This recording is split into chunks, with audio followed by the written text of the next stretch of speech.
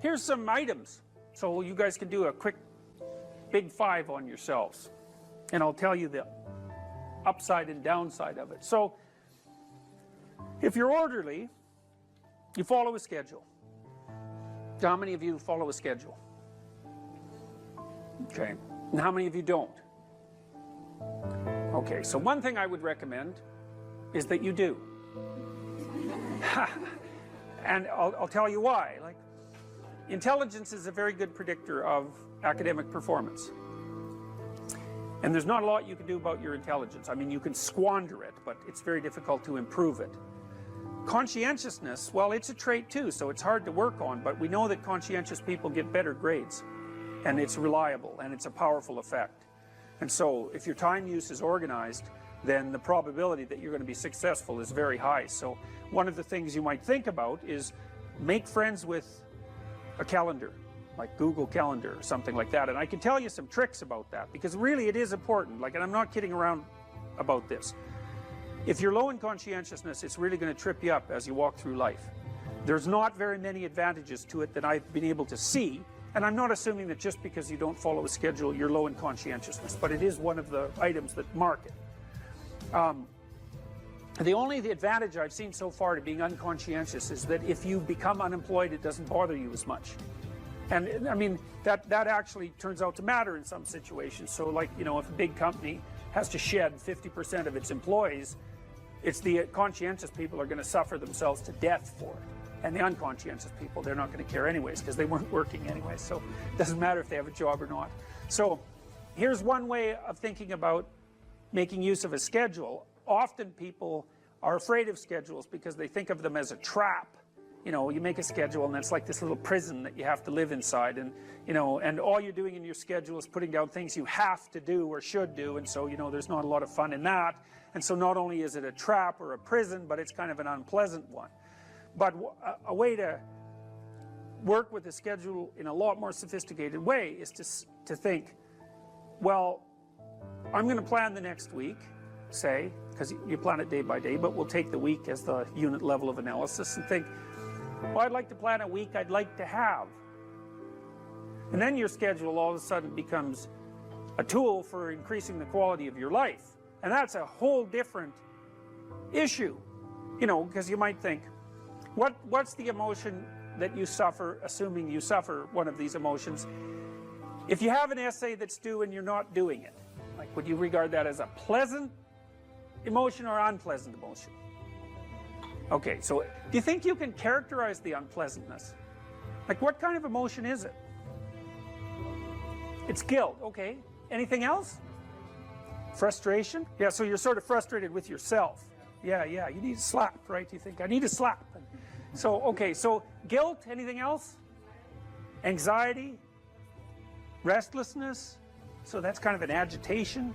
Yeah, it's because your body knows you should be doing something, but you know, you're not pointing it in the right direction, so it's shame? Is that reasonable? So, okay, so the reason I was asking you about that is because, you know, most of the negative emotions are associated with neuroticism, but some of them seem to be associated with conscientiousness. And the conscientious negative emotions seem to be guilt and shame, fundamentally. And so recent research, and really recent, I only got this paper like a week ago, I think it's about 4 months old, seem to indicate that conscientious people feel less guilt, but they're more guilt prone. So if they don't do something, that makes them guilty, but they organize their time so they are doing the things they're supposed to do, so then they don't feel guilty. So anyways, back to the schedule. So, all right, you think about your week and you think about your day, and you think, well, how would you improve the quality of a given day or a given week? Well, one of the ways of improving it is to not put yourself into the situation where there are things hanging over your head that you have to feel guilty and ashamed about, because that's a very unpleasant way of being. And you know, if you have an essay that's due in a week and you're procrastinating, then the fact that you have to do that essay can ruin the whole week. And even when you're doing something that's positive, hypothetically, it's kind of that horrible kind of positive that you experience when you know that you should be doing something else. And so that's when you end up watching YouTube videos about like dancing cats or something like that. You know, and it's at best it's a guilty pleasure. it's not a pleasure at all. You think like, what the hell am I doing watching videos of dancing cats, you know? But then you know that you're procrastinating, and that's low quality, very low quality existence. So if you use your schedule, you can think, okay, well, here's some times that I'm going to do this work. And then you can also sort of ask yourself about that when you're designing your schedule. Because you don't want to design a schedule like you're Adolf Hitler telling yourself what to do, you know, because you're not going to comply with it then. What you have to do if you're going to design a schedule is you have to ask yourself, all right, I'm going to set aside some time to study over the next week or to do this essay or whatever it is. How much time would I actually spend studying? An hour or two a day might be a worthwhile thing to schedule in, and I would say don't schedule in more than that to begin with, because then you'll fail and then you'll stop using the schedule. And so the other thing you want to do is you want to schedule in things that you want to do, and then you want to look at the day or the week and you want to think, hey, that's a week I'd like to have. If I had a week like that, it would be good, you know, I'd be caught up so that all that negative emotion doesn't have to accrue. And I would have done a bunch of things that I'm interested in doing, and at the end of the week I'd be in better shape than I was at the beginning. And if you treat a schedule like that, so that what you're using it is to design the days and weeks that you want to have, instead of using it as this little, you know, jail that you have to put yourself in that you're not going to do anyways, then you can learn to use them. And that's one thing you can do to make yourself more industrious, more conscientious. Follow a schedule. I've told people to learn to use a schedule, and people often hate schedules because they act as their own tyrants, right? They say, well, you have to do this unpleasant thing, and then here's another unpleasant thing you have to do, and then you have to do this unpleasant thing, and you do that for about 3 days, and you think, to hell with this, I'm not doing that, you know, and you fall off the wagon. That isn't what you're supposed to do with a schedule. You're supposed to use it to design the days that you would like to have if you were taking care of yourself. And so some of that is, you know, you wake up in the morning and you think, here's 5 things I have to do that if I don't do, my life will be worse. It's like paying bills, for example, or taking out the garbage. It's like you have to do those because otherwise things degenerate. So you got to put some of those in the schedule, because otherwise tomorrow is worse than today, and that's a bad trajectory. But you also want to build in things, you know, you've got to act in some sense like you're dealing with a relatively recalcitrant 9-year-old. It's like, so, well, here's some things you have to do, but here's some things that if you do, you could reward yourself with. And if you get the balance there between obligation and reward right, then you'll find that you're motivated to do the things. And that's what you want to do. You want to do that so it's sustainable across days and weeks and months. And so you got to treat yourself like a good boss would treat a valued employee, and not like a tyrant would treat a slave, because the slave will rebel. And, you know, people say, well, I don't follow through on my plans. It's like, well, A, they're probably not very well formulated, and maybe you're doing them because of an external moral obligation or something. They're not really your plans, right? And B, you're acting like a tyrant and a slave, and that's a bad relationship to have with yourself. Treat other people as you would like to be treated. It works both ways. You also treat yourself like you treat other people properly. So that's a necessary thing, and often people don't do that. But the scheduling is really important.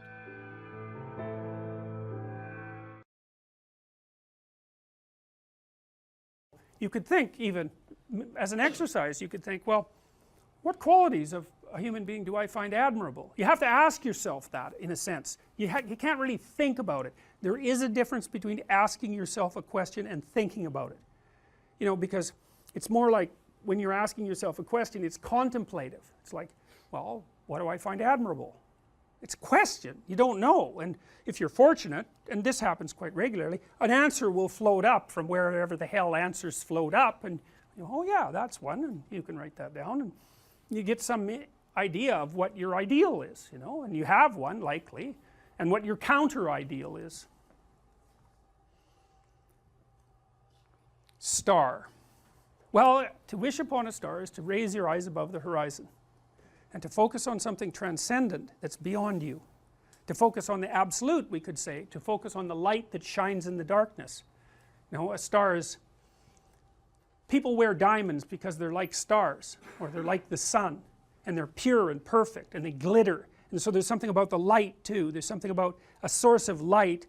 It's a source of illumination and enlightenment, and the light that shines in the darkness is a deep metaphor, right? It's It's what you want. You want a light to shine in the darkness. And so the star has all that. And so people wish upon a star because they have some intuition that aiming above the mundane has the potential to transform themselves. They make a wish. Well, if you're going to make a wish, you should aim at something high. And even just aiming at that is more likely to make the wish come true. And this is not metaphor. You know, I have this program which you guys are going to do called the Future Authoring Program. It's one of two assignments. One is that you write an autobiography, that's the past authoring. The other is that you write a plan for the future, that's the future authoring. I would recommend that you get started on those right now, like not right now, but like really soon, because they're harder than you think.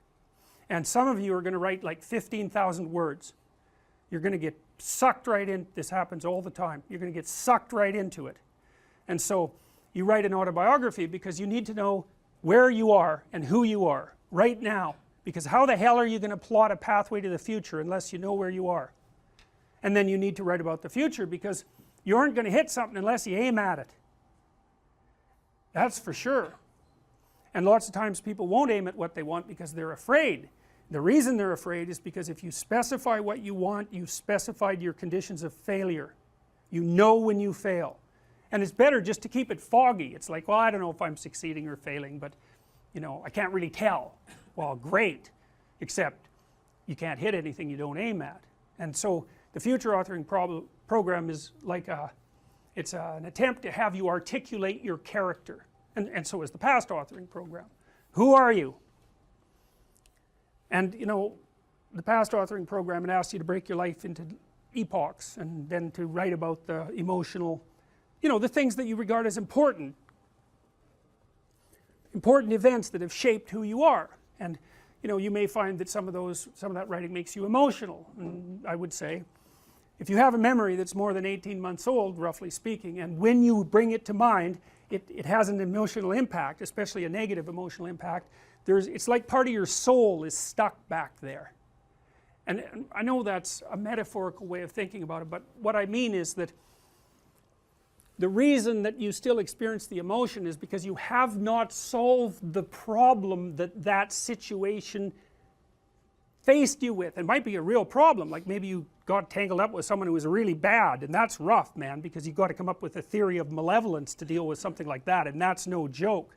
But if it still produces emotion, it means you haven't solved the problem, and your brain is still tagging it as threat. It's a part of your territory that you did not master. Threat, threat, threat, threat, threat. And until you take it apart, and articulation really helps that, writing really helps that, then you're not going to free yourself from its grip. And that might not be that pleasant. I mean, this is one of those situations where doing it tends to produce a decrement in people's mood in the short term, but quite radical improvements 3 to 6 months down the road. You know, and it's often the case that you unfortunately have to do something you don't want to do in order to progress. It's very, very common. So, and the future authoring program asks you about different dimensions of your life, like, because you know, you can think of yourself as a personality inside your head, but you're nested in systems that transcend you, and they're just as real as whatever's in your head. It's like, well, what do you need for life? Well, that's pretty easy actually. Some friends, that's a good thing. Intimate relationship, that's a good thing. A family, you know, either the one you're going to produce or the one that you come from, where people to some degree love and care for one another. That's a good thing to work on. You need some plan for your career. You've got to fit in somewhere that people regard as important and that they'll trade with you so that you can live. You need something worthwhile to do with the time that you're not at work, and you need to pay attention to your mental and physical health, and you need to regulate your use of substances, which is a strange one, but alcohol does lots of people in, so it's worth thinking about. That's why we put it in there. So then it's like, okay, what the hell do you want? What do you want from your friends? What do you want from your family? What do you want from your career? If you could have what you wanted, and that's what the program asks you, 3 to 5 years down the road, you get to have what you want. Now I'm assuming that you're going to approach this like, you know, reasonable adults and not like 13-year-old dreamers. I think I want the most expensive yacht in the world. It's like fine, but you know, that isn't really what it's supposed to be. More concentrating on your character. And so then it asks you to write for 15 minutes without thinking too much about grammar or sentence structure or any of that, about what your life could be like 3 to 5 years down the road if you were treating yourself like someone you cared for and you were helping them figure out what they wanted. And then it asks you to do the same thing in reverse, which is to think about the ways that you're radically insufficient and your faults. And everyone knows this, I think, you know, maybe not, but everyone has a sense of if they were going to degenerate, how they would do it. You know, some people would be an alcoholic, some people would be a street person. It's like there's some doom thing out there that's got your name on it if you're particularly incautious and, you know, don't and let things fall apart. So I want you to write about that. What do you not want to have happen in 3 to 5 years? And there's psychological reasons for this. One is, if you have something to aim for, that's a source of positive emotion, because your positive emotion is mostly generated by evidence that you're moving towards something that you value. It's not generated so much by accomplishing something, because when you accomplish something you're just left with the problem of whatever you're going to do next. So you graduate from university, it's like, you know, hooray, one day you're at the peak of your undergraduate university career, the next day you're unemployed and looking for a bad job at Starbucks. So, you know, well, you see what I mean, is, you know, it's that, you know, one problem that you solve is replaced by another problem, and so the idea that you're going to be happy when you solve all your problems is like, haha, good luck with that theory. But you know, if you're aiming at something worthwhile and you really believe it's worthwhile and you've thought it through, you know, so that you're not weak, you've got your damn arguments mustered, then when you make progress even a little bit, you think, hey, that's all right, and you get a little kick, you get a little dopamine kick, and that's what you want, because that's where your positive emotion comes from. You can use cocaine if you want, but but you know, that tends to have relatively detrimental medium to long-term consequences, but it activates the same system. So you have to be aiming at something, and you should be aiming at something that's realistic, that you want, that you could get, you know, like not easily, because if it's easy, in some sense you've already got it. It's got to push you, that's part of the pleasure actually, because there's two things that you want to do when you're pursuing something that's important, and one of them is to get the thing that's important, but the other is to make yourself better at pursuing things, right? So you can get both of those at the same time. You're aiming at something and you're increasing your competence. It's like, that's a good deal, and there's a lot of intrinsic meaning to be felt in that. And then the second half of the program, you write out a plan for how you're going to do it and how you're going to keep yourself on track, and you're going to write about why it would be good for you if you did this, and why it would be good for your family, and what possible benefits it would have to the community, you know, because you want to nail this thing down, and then you want to figure out what kind of obstacles are going to come up and how you might overcome them and how you might keep yourself on track and all of that. And we know, because we've actually done a lot of research on this particular program, that if university students do this, and this is more true if they're not too well oriented to begin with, if university students do this, they're about 25% less likely to drop out, which is a lot, and about their grade point average increases about 20%. So hooray for that, you know, because you never know when you develop an intervention if it's going to work. There's also evidence, but not from my lab, that doing such things improves your physical health, and I think the reason for that is that, you know, when you go over your autobiography and you scour out those negative places that you're sort of dragging along with you, it lowers your overall stress load, because your brain is kind of, I think it's calculating how dangerous the world is by attending to the ratio of successes to failures that you've had in your life, something like that. And so, you know, if there are holes in your map that you could still fall through, then your brain regards the territory still as a bit on the dangerous side, and then you're more prepared for emergency action, and that's hard on you. So you want to go back there and fix up those experiences. I don't know what the hell you should do with your life. I can help you figure it out, maybe. We can talk about it, but you are the person who has to decide if the things that you're aiming for, you know, get you out of bed in the morning. And then you got to specify the transformation processes and start practicing them. And you have to understand that you're going to be bad at it, but it doesn't matter, because bad's fine. Persistent is what you need to be. If you persist, with tiny improvements, if you persist, you win. It's direction that produces primary positive emotion. And so if you need positive emotion to move through life, which you do, because you can't even move without positive emotion, and also positive emotion is a good bulwark against terror and pain. If you need those things, then you need direction, you need a goal, you need a value structure. You let all that nonsense burn away. And you might say, well, I don't know what I should leave behind. And the answer to that is, that's a lie. All you have to do is ask yourself, you'll come up with a list instantly of 100 stupid things that you're doing that you know you could stop doing. Take on the consequences of error and learn from it, and then you win constantly, because even if something goes sideways, you think there's something to be derived from this.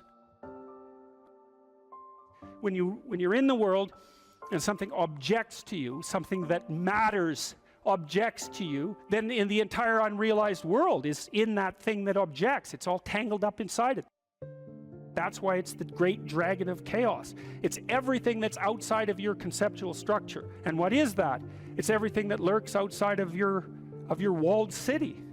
And it's manifested itself like the snake in the garden. And the easiest thing to do is say, I'm not having anything to do with that. But the problem with that is, well, you get your C- and you don't do anything about it. Maybe you're a little bitter and more resentful, and your study habits get a little worse. So the next time you get like a D+. And then you collect a bunch of F's, and then you stop going to school, and then you stop showering, right? Then you end up jumping off the bridge. And so that's how the dragon eats you when you don't pay attention to it. And so it's no bloody wonder that people avoid, you know. It's really no wonder that they avoid, because error messages contain within them the implicit world. Now, the upside of that is, well, they contain within them the implicit world. And the world isn't all negative. And so maybe you get your C-, and that's actually the best gift you ever got, because somebody finally took you and went, whack, you know, clue in. And so you take that apart and you think, oh, I don't know how to write. I don't know how to think. I've never read anything in my life. My study habits are abysmal, you know, like maybe I'm working at 2% efficiency, which it's like, to find that out is so optimistic. I mean, if you're barely hanging in there, but you're only working at 2%, you might imagine what you could have as a life if you're working at like 50%. So the C- can be the best gift you ever had, and that's the gold that the dragon hoards. That's exactly what that means. That doesn't prove that you're stupid.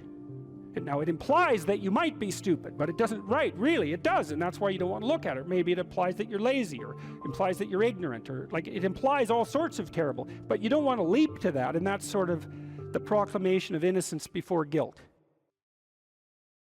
You are the thing that is, and you're the thing that becomes, and you should put the thing that becomes at a higher place than the thing that is. That means you also have to allow yourself to shake off those things about you that you might be pathologically attached to, habits and people, for that matter, ways of thinking, all of those things. You have to allow yourself to shake those off, and that's more like a burning. That's why the phoenix is the symbol that it is, right? It's old and it deteriorates, it bursts into flame, and then it's reborn. It's like, well, do you want to be reborn? It's like, well, that's not the question. The question is, do you want to burst into flame?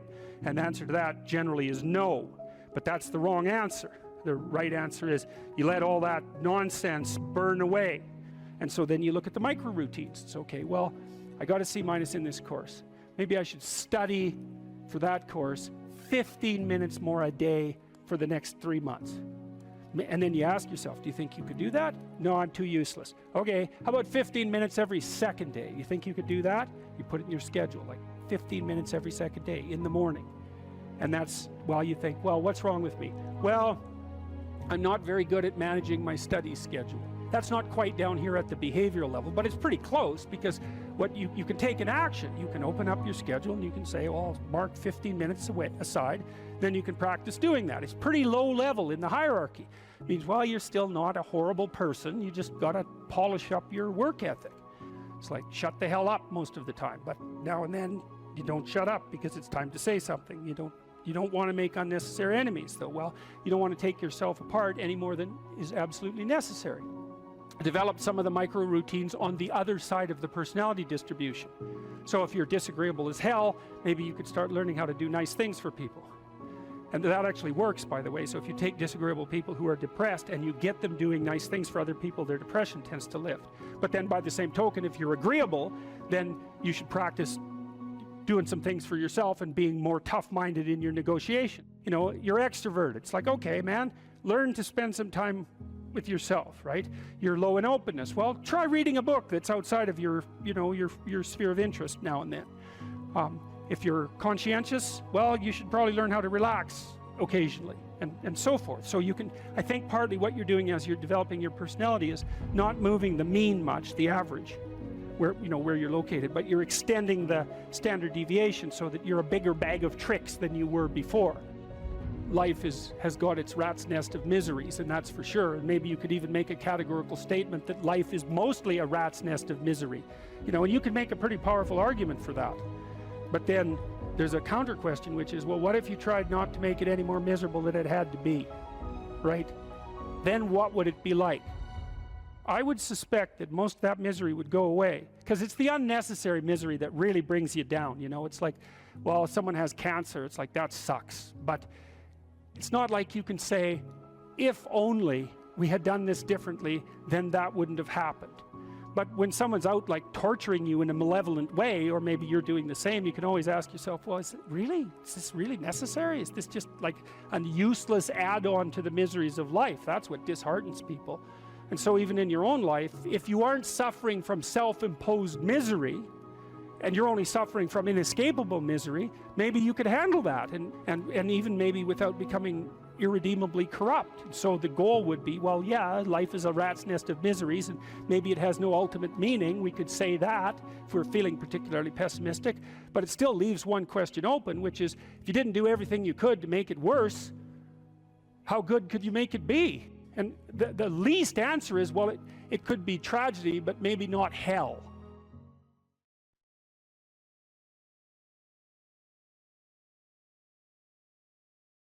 So imagine you have a goal in mind. You want to get to work in the morning. I used to ask my students a question like this, is like, what? Maybe they're going to write an essay. Why are you writing the essay? Why are you in class? Well, I'm in class because I need this class because it's part of my major. Well, why did you pick a major like that? Well, I'm interested in psychology. Well, why did you come to get a degree? Well, I think I need a degree to get a job. Well, why do you need a job? Well, I need a job to keep body and soul together, and maybe to be productive, and maybe to, you know, establish a name for myself. And why do you want to do that? Well, because, you know, it's part and parcel of living properly. And why do you want to live properly? And well, then, and how would you live if you lived properly? And at that point, people are usually unable to answer, you know, because you can just push people with questions about why until they run out of explanations. But the point is that you're always doing whatever you're doing because what you're doing is nested in a sequence of goal-directed actions. And those can be more or less sophisticated. If you're not very sophisticated at all, the nesting might be like 2 structures deep. You know, maybe you're, I don't know, you're bored and you want to go get drunk, you know, and why? Well, because you don't want to be bored. And if someone pushes you a little farther than that, you hit them. And, you know, you don't want to delve into it. But if you're sophisticated, you have a pretty good hierarchy of answers. So you might say, well, why do you want to be a productive and generous citizen? And like I said, people usually bottom out there, but you could say, well, that's part of reciprocal altruism, and if I'm productive and generous, then that'll encourage other people to be productive and generous, and if we're all productive and generous together, then there'll be more for everyone, and we'll all get along better, and we'll get along for a longer period of time, and that'll make us all more stable, and that'll make our societies better, and then you might say, well, why is that relevant? You might say, well, because the alternative to that is something like a descent into something approximating hell, and so that's part of a reflection of the divine order and the eternal battle between good and evil. And then you could push it farther than that, and you could say, well, are you going to be on the side of the redemptive hero, or are you going to be on the side of the eternal adversary? Like, you can keep digging down farther and farther, and the farther down you dig, the more you get down into what you might describe as the implicit religious substrate. And it's very much useful to know that and to make as much of that conscious as possible. So now imagine that you've come to this talk tonight because you've decided to aim up. And maybe you haven't formulated that precisely explicitly, but something is driving you in this direction. And then you come to the talk and you find out that I'm talking about something that isn't what you expected, and it doesn't seem to be moving you along on your pathway forward to that end. And what's going to happen is you're going to be disappointed. And you might be anxious too. You're going to be disappointed because disappointment signals that you're experiencing something that's not relevant to the goal that you are attempting to pursue, and that might in fact be interfering with it. That's what negative emotion does. And maybe if you're disappointed in what I say, that also makes you anxious because you assumed that you would come here and I would say something relevant, because you assumed that you knew who I was, and then it turned out that I didn't, and then you don't know who I am, and then you don't know what you're doing here, and then you get anxious. And the reason you get anxious is because that's what anxiety is for. It tells you when the pathway to your goal has been disrupted. So multiple pathways have now emerged. So imagine you're driving your car to work and it quits. And what happens is you get anxious. And the reason you get anxious is because, well, you were beetling along quite nicely in your world, and everything was reduced to like a unidimensional simplicity. You weren't in a car as an object, you were in a thing that took you to where you wanted to go, and it was just doing what it was supposed to be doing, tracking you along the pathway to your goal. And then it fails and you're off on the side of the road, and you get anxious because how the hell are you going to get to work? And what if you don't get to work? And is your boss not going to be very happy with you? And maybe this is the third mistake you've made this week. And what if you get fired? And weren't you an idiot for buying this car? Maybe you shouldn't have a car at all. Maybe you should have walked to work. And maybe you should take a bicycle, because after all, that would save the planet. And and maybe now you have to take your car to a mechanic, but the last time you went to the mechanic, you got ripped off because you're too stupid about vehicles to manage one, and you're kind of stupid about technology in general. And aren't you stupid? And maybe you're too stupid, and isn't your wife going to? That's anxiety, right? And that's the emergence of a multiplicity of pathways, right? And so what anxiety signifies is the degeneration of an attentional hierarchy into multiplicity. And the reason you get anxious and it feels bad is because now your body can't compute how much energy you have to put out in order to get to your goal. And so you can't organize the world. You're apt to use more resources than you'll replenish. And if you continue to do that, then you'll die. And so anxiety is a signal that complexity has reemerged, chaos. That's the eternal dragon of chaos. Chaos has reemerged because your narrative has collapsed.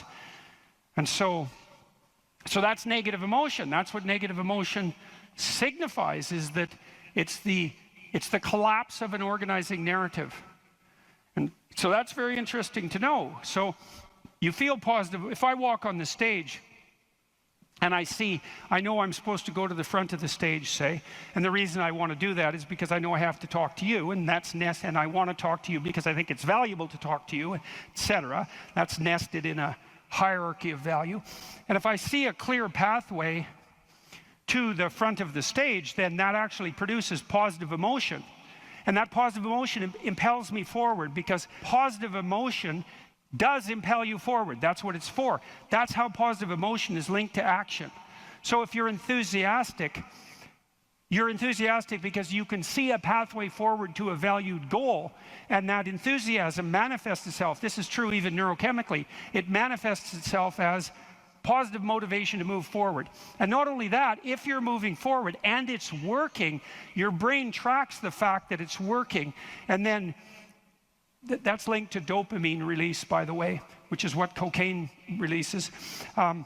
It's linked to dopamine release, and the other thing your brain is doing, even when you're just walking to where you want to go, if you're successfully walking there, your brain tracks what you're doing. There's circuits that are activated while you're doing it, and if what you're doing results in the result you desired, then the dopamine floods those little neurons that are active, and it makes them grow and flourish. And so as you practice something that's working, the circuit that is activated as you're practicing is bathed in dopamine, and that makes it stronger. And that feels good.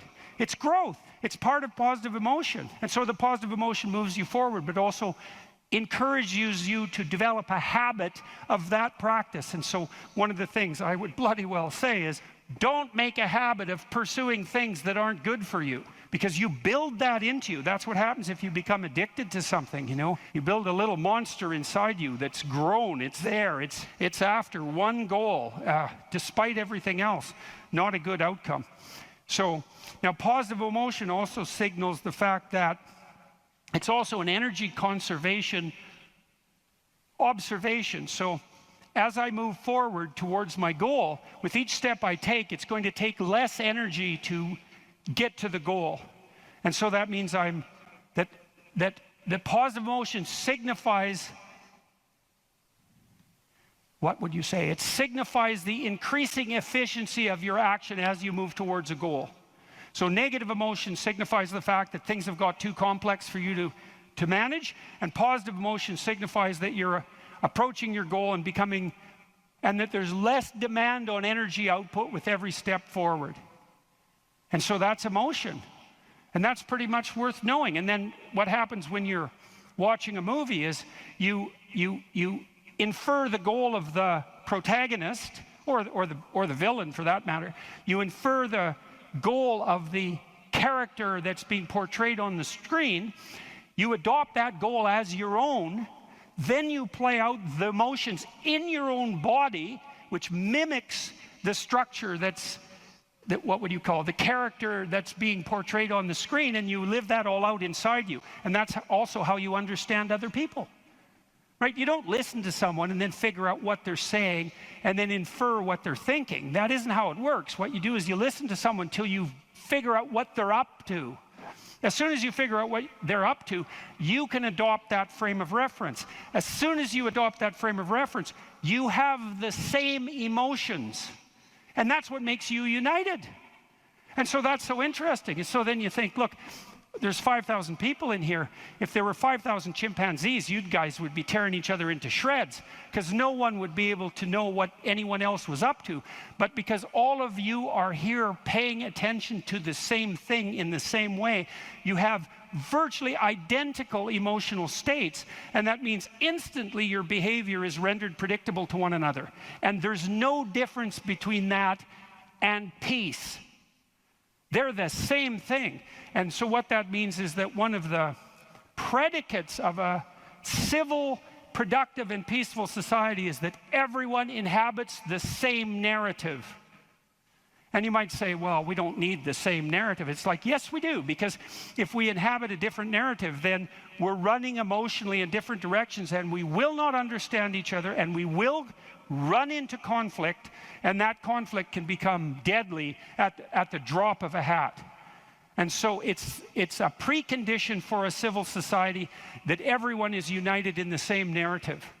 And then that begs the question, right? What is the narrative insofar as we're unified? And another question, which is, what should the narrative be?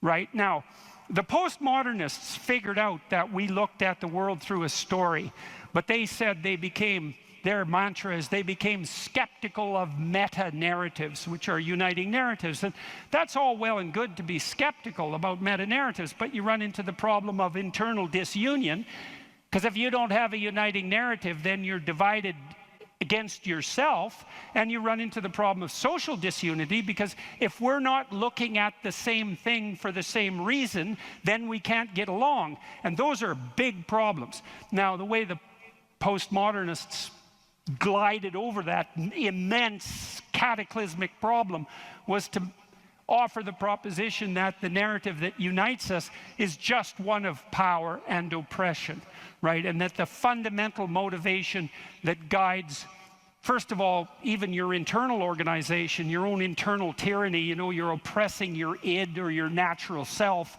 And then if you establish a relationship with someone like a marriage, well, that's just a manifestation of patriarchal oppression. And if you organize a business relationship, it's a relationship of mutual exploitation, and so far and so on, all the way up the political hierarchy, all the way back into the past. A more dismal view of human existence couldn't possibly be formulated. And I always think about it as a kind of implicit confession. It's like, so you think the world's all run by power, do you? Okay, I know what game you're playing and attempting to justify, and it's completely bloody preposterous, because first of all, if you tyrannize yourself, you're going to be one miserable creature. Plus, you're going to rebel constantly, as you already know. I'm sure all of you have tried at one time or another in your life to force yourself to do something with a whip, so to speak, and what you instantly find is that you're so condemned to be free that you'll even resist your own tyranny, right? Try telling yourself to do something and see if you do it. I'm going to go to the gym. That's New Year's. I'm going to the gym 3 times a week, 2 hours a day. It's like, no, you're not. You're going to last like 3 days. And then you're going to find an excuse. The rebellious part of you is going to find an excuse, then you're not going to do it. And it's a bloody mystery, isn't it? Because you'd think you could tell yourself what to do. Because otherwise, who are you, you know? You're the part that told yourself what to do, but you don't listen, so what the hell's that part? That's you, that's for sure. So you can't even tyrannize yourself with any efficiency. And then if you're married, men, you're married, try tyrannizing your wife and see how well that works. And like, it might work for 10 minutes, but she's not as big as you, but she's a lot sneakier. And you have to wake up with her tomorrow morning. And so even if you do win the fight, which you won't, she's going to bloody well take it out on you the next day, and no wonder. And so you're bound in that relationship by the necessity of continual iterative interactions, right? And they have to be moderately peaceful, or you're going to tear each other into shreds. And if it's constant conflict, you're both going to just exhaust yourself and die. So how the hell is that going to work? So it has to be at least mutually reinforcing. And maybe if you really got it together well, you could interact with each other in a way that improved your interactions across time. And maybe you're wise enough so that if you were on that track, the way you would experience that in the moment would be as exactly the kind of relationship you'd want to have with someone.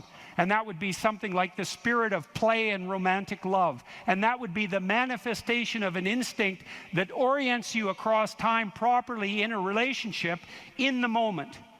And that's such a wonderful thing to know, right? That instinct for play and romantic love might be the voice of the wisest instinct you have, the deepest orientation to meaning that you have.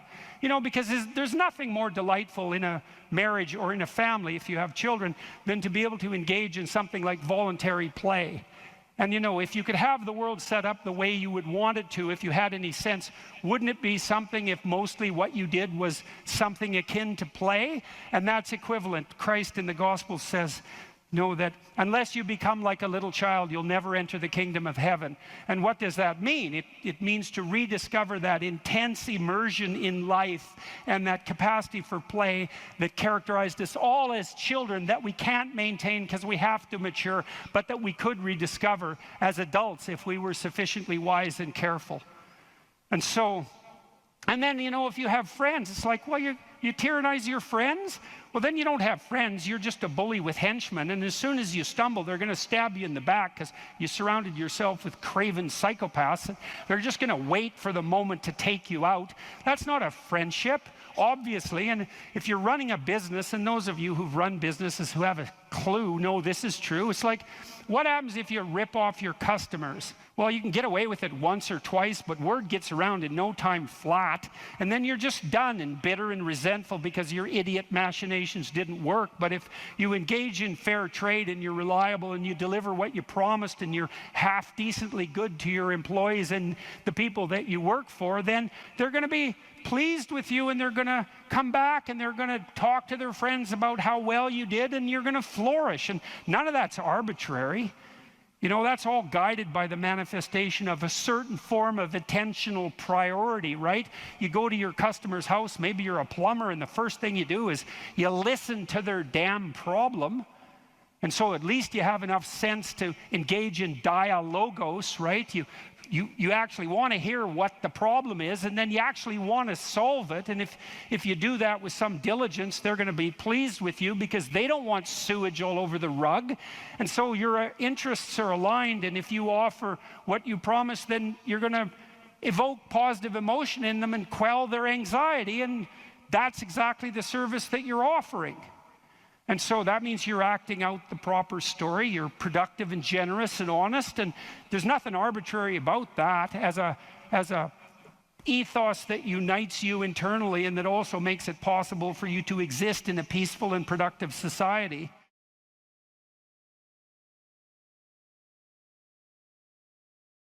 If you're thinking about your past, what it means is you haven't analyzed the causal chains. Because you might say, well, why do you remember your past? Well, you might say, well, it's in order to have an objective, record of the past. It's like it has nothing to do with that. There's only one reason you remember the past, and that's to be prepared for the future. That's why you remember the past. And so what you're supposed to do is take the past and extract out from it wisdom. And wisdom is the ability to avoid stumbling blindly into ditches. Here's a time in my past I stumbled blindly into this horrible ditch and terrible things happened to me. You need to take that apart. You need to figure out, how was it that events conspired with your participation, voluntarily or involuntarily, so that that terrible consequence emerged. You need to know why that happened and how you could react differently in that situation. And as soon as you do that, your brain will leave it alone. It won't obsess you about it anymore, because the anxiety-producing parts of your brain are basically trying to tell you where there are obstacles in your environment. Don't go there, there's fire.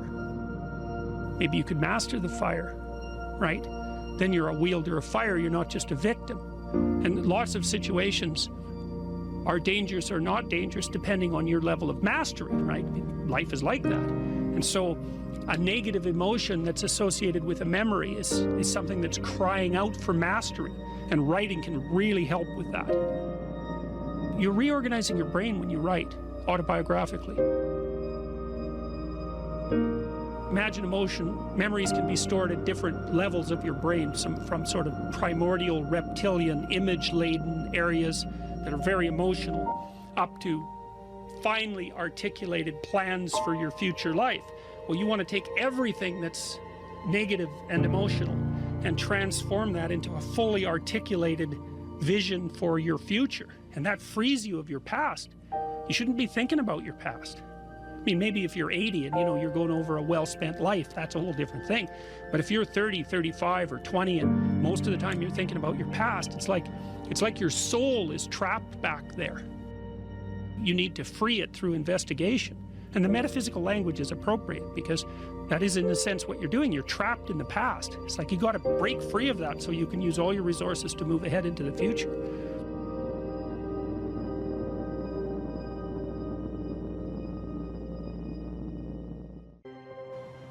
Imagine someone that you treat well, that you love, then try to treat yourself that way. You got to detach from yourself a bit. You got to think, okay, well, I'm a person among other people, and I deserve at least as much respect as a person among other people, and I should be trying to help myself across time. And instead of being self-contemptuous and self-destructive, I need to take care of myself as if I'm potentially valuable, and to lay out my life that way. And so that's what that chapter is about. And it's hard for people. They don't take care of themselves as well as they should. And I don't mean, take care of yourself. I mean, that isn't what I mean. It's like, it's not a moralistic attack. It's like, it's an encouragement to give yourself a bit of the benefit of the doubt. Take care of your room, take care of your things, like have some respect for yourself, it's like there is a lot of potential within you, and there's many things that you can do, and you're necessary more than you think to the unfolding of things. Like, if you make a bunch of bad decisions, things get worse, not just for you, like things get worse. And so it matters what you do, and so part of what you do is you want to treat yourself as if what you do matters. And so you want to have some respect for yourself. Young people like to think about ways to change the world, right? And that's actually a positive part of their development. It's a stage that the developmental psychologist Jean Piaget called the messianic stage, and he associated that with late adolescence. While young people want to change the world, the problem is that that's been harnessed into attempts to change other people. But that isn't what you should do. If you want to change the world, you should change yourself. In the sense that Alexander Solzhenitsyn said when he analyzed the Soviet Union, he said, don't be thinking that the line that divides good from evil runs down a political spectrum or countries or something like that. It runs down, right down the middle of your soul. And if you want to sort out the world, then what you do is you sort yourself out. It's a serious business. They say it's more difficult to rule yourself than to rule a city, because you're complicated and there are horrible monsters inside of you that need to be tamed and to be brought into alignment and submission so that you can be a powerful and useful person. And instead of rushing out there to change the world by changing other bad people, that they should look inward and sort themselves out properly. And if you have a memory that's more than 18 months old, approximately, and when you pull that memory up to mind, if you still have an emotional reaction, that means you haven't fully articulated the memory. You haven't analyzed it causally. You haven't freed yourself from its grasp, and you're carrying it like a weight. And your brain responds to that. Like, the more weight you're carrying like that, more baggage, let's say, the more of the stress hormone cortisol your brain produces. And cortisol makes you old. Divide your life up into 6 epochs. And then divide each of those, that might be, say, birth to kindergarten, and then maybe elementary school, and then maybe junior high school, however you want to do it. And then to write about the emotionally significant events in each of those epochs, and then to describe their effects on you, and then to analyze how you did in those situations, what you might have done differently, what you might do differently in the future, to straighten out your past. And you know, people are very, very, very, very tough. And it turns out that if you face things, that you can put up with a lot more than you think you can put up with, and you can do it without becoming corrupted. And she did recover quite fully, and much as a consequence of her own machinations, because she figured out what was wrong with her and then took the necessary steps to fix it, which is nothing short of a bloody miracle as far as I'm concerned. And anyways, part of the cat bit is, I actually start by talking about our dog, who actually died about a year ago, but he's still alive in the book. I let people know, because dog lovers love dogs, and if you love cats, then they think you don't like dogs, and then they don't like you.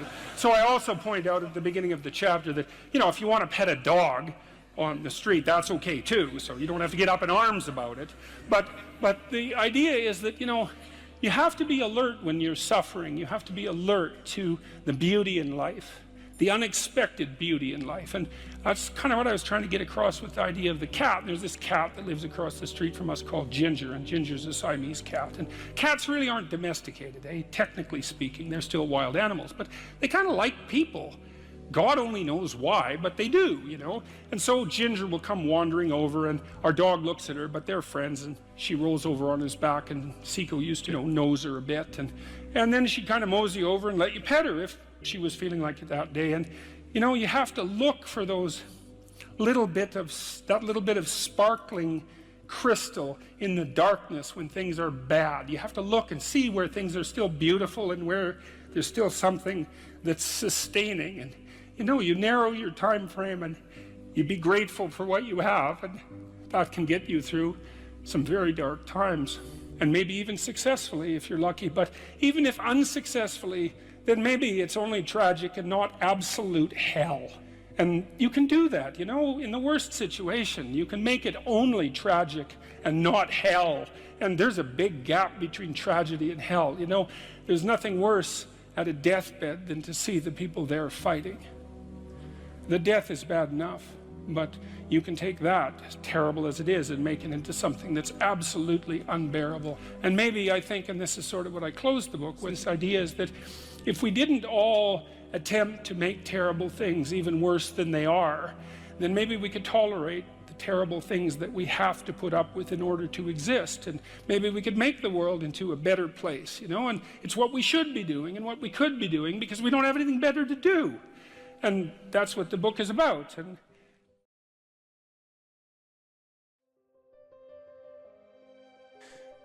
how do we start to heal the memories of the past, the traumas of the past, so that they don't keep hurting us in the present? well, the first thing I would say is, you know, sometimes there's a crisis and well-meaning mental health professionals rush in to discuss the trauma while it's still happening. Mm-hmm. That's a really bad idea. People are generally traumatized because something actually horrible happened. And dwelling on it in the moment just makes it worse. It's not like anybody has a solution. Here's how you should understand this. You know, someone's just shot up your kid's school. Here's how you should understand this. That'll make it all better. It's like, no, it won't. If you have old baggage, that often comes up if you're having an argument with someone, doesn't it? You know how it is. This is partly why people don't like to have a dispute within a relationship, because it's a thread and you pull on that thread and just, God, we had another rule. Do not agree with something you don't agree with. Ooh. Like if we decide, you and me, that we're doing this, we don't go back and say, well, I didn't really mean it.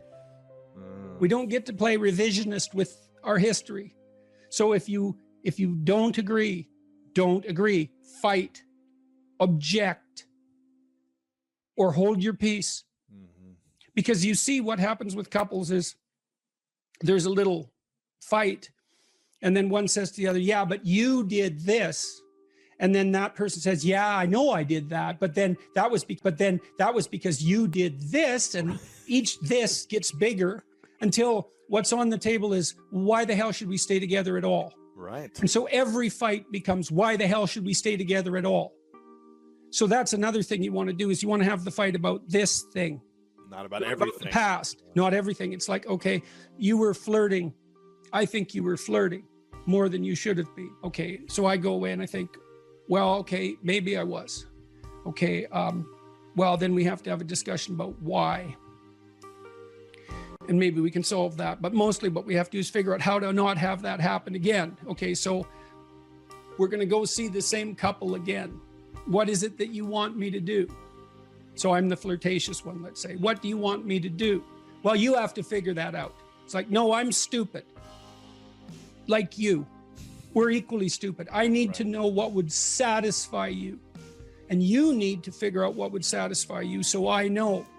And that's also extremely useful, is establish your conditions of satisfaction, make them explicit, let the other person know. So if I have a fight with Tammy, let's say, sometimes I remember to say, okay, what do you want me to do right now? What can I do? What should I say and mean? You know, and you think, well, you shouldn't let the other person put words in your mouth. Well, fair enough. You know, I'm not asking for something false. I'm saying, I'd like to not have this happen. Can you see a way out? Is there something I could do to increase the probability that that's the route we could take? And, you know, sometimes that works. But the other person has to let you know what they would find satisfying. How does someone release shame in a healthy manner so that it doesn't make them a prisoner of these emotions of the past that hold them back? Well, you hinted at a few things when you just described what happened to you. Is you said, well, first of all, you know, I thought I was the only person this had ever happened to. It's like, no, it's a universal human experience to one degree or another. Now, I'm not saying everyone was sexually abused, and I'm certainly not saying that some people aren't sexually abused to a degree that's so extreme it's unimaginable, where there are others, get off relatively lightly, but it's still, it's well within the realm of normative human experience that sex goes wrong in some way. At least you regret something that's happened, something you've done or something that was done to you. When you're the only person that something has happened to, that's really not good, right? Because it alienates you even from yourself. You have no idea what to do with that. And so that's sometimes why people find it such a relief to have their illness diagnosed. It's like, oh, this is known. There's a category. Other people have had this experience. Maybe there's a pathway through it. So just knowing that you're not the only person like that can be very helpful.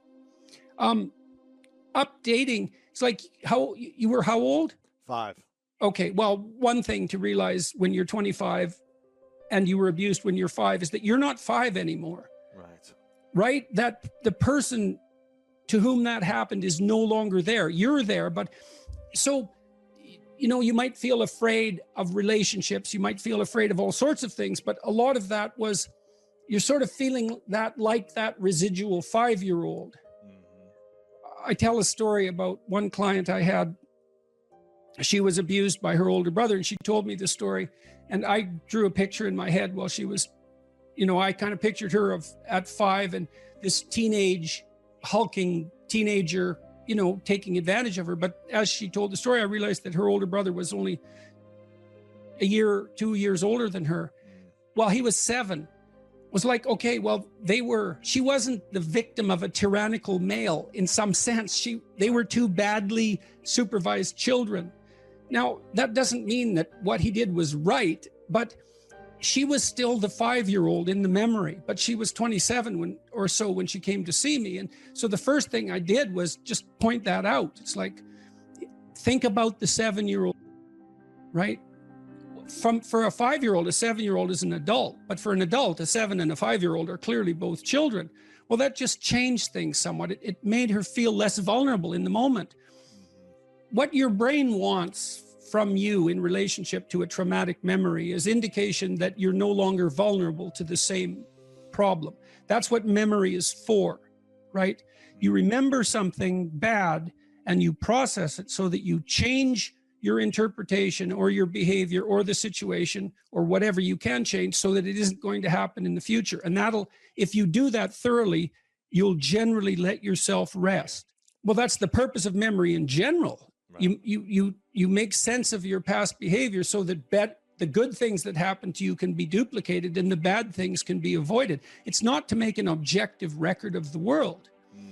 It's to make a functional map of the world that you can apply to the future. Yeah, how do we let that go? How do we disassociate something that happened a year ago, 10, 20 years ago, that is no longer happening, but seems to be triggering us? Oh, it's very difficult. Well, I would say, one of the things you need to develop if you've had an experience like the one you had, perhaps, because I don't know the details, you probably need a theory of malevolence. You need an explanation. It's like, how could a person do that? You have to understand it so that you're no longer a victim of it. Because otherwise you can't put the event in a context. Right. And sometimes that means the development of a real philosophical sophistication. And that can help because then you can start to separate out malevolence from benevolence, because maybe you're afraid of any intimate relationship now because it's been contaminated with that. And everything's fuzzy and foggy.